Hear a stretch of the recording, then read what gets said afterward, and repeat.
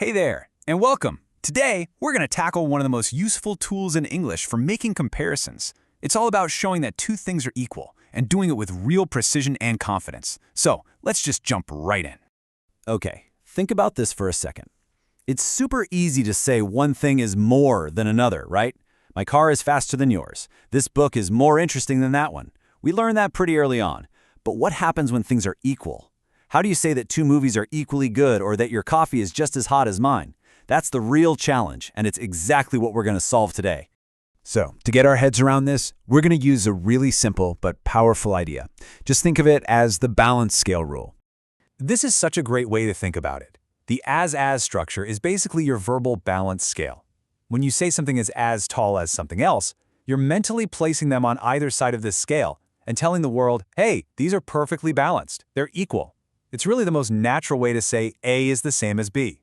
So here's the basic formula, and honestly, it couldn't be simpler. You just take your two as words and you stick a describing word, an adjective or an adverb right in the middle. You can almost think of it as an as sandwich. And this simple little formula is the foundation for everything else we're about to cover. Now let's see how we can build on that. The kind of word you put in the middle of your as sandwich really depends on what you're comparing. Is it a thing or is it an action? Okay, check this out, because this is where it gets really important. On the left, we're comparing things, so we're talking about their qualities. The test has a quality, it was difficult. So we use an adjective, as difficult as. But on the right, we're comparing actions. We're talking about how he works. He works quickly. So we need the adverb, as quickly as. See the difference? Quality versus action. That is the key. And what's cool is that this structure works both ways, right? If you say it in the affirmative, she is as tall as her brother. The balance scale is perfectly level. They're the exact same height. But look what happens in the negative. She is not as tall as her brother. Well, that tips the scale. It doesn't just mean they're a different height.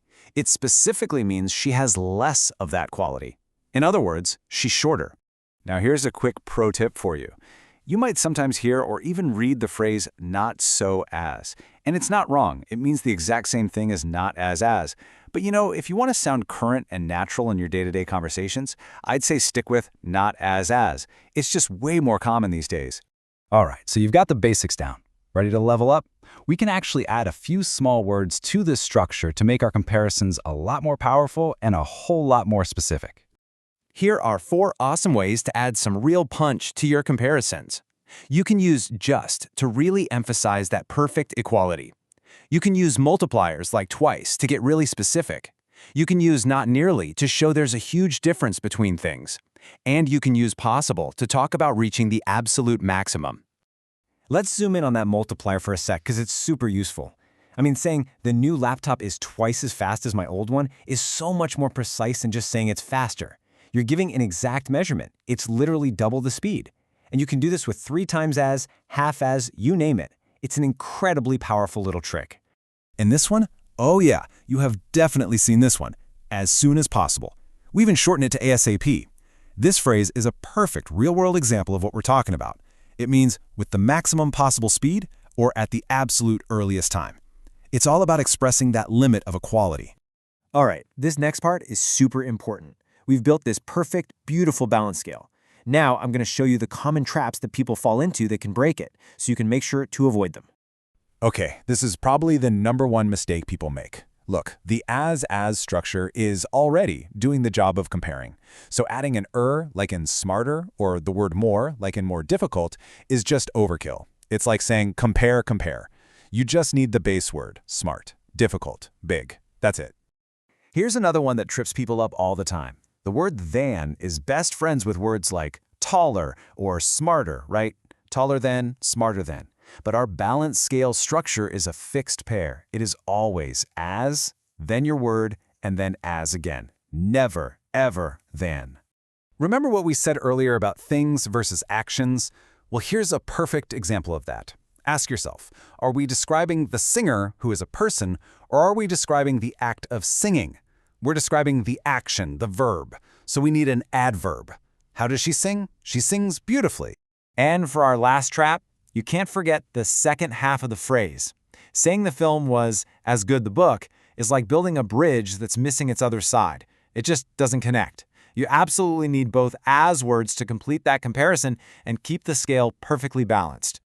Whew, we've covered a ton of ground. So let's wrap this up by boiling it all down to a few simple golden rules that you can take with you to really master this structure. So if you remember nothing else, remember these golden rules. First, as means equal. Just picture that balanced scale. Second, not as means less than. Picture the scale tipping down on one side.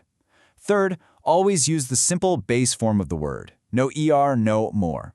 Fourth, the second word is always as, never than. And finally, number 5, use adjectives for things and adverbs for actions. And that right there is the whole point. It's about moving from just, being understood to being truly precise. When you can say something is just as effective or not nearly as expensive, you're communicating with a whole new level of clarity. So think of this as more than just a grammar rule. It's your personal tool for becoming a more exact and a more powerful speaker.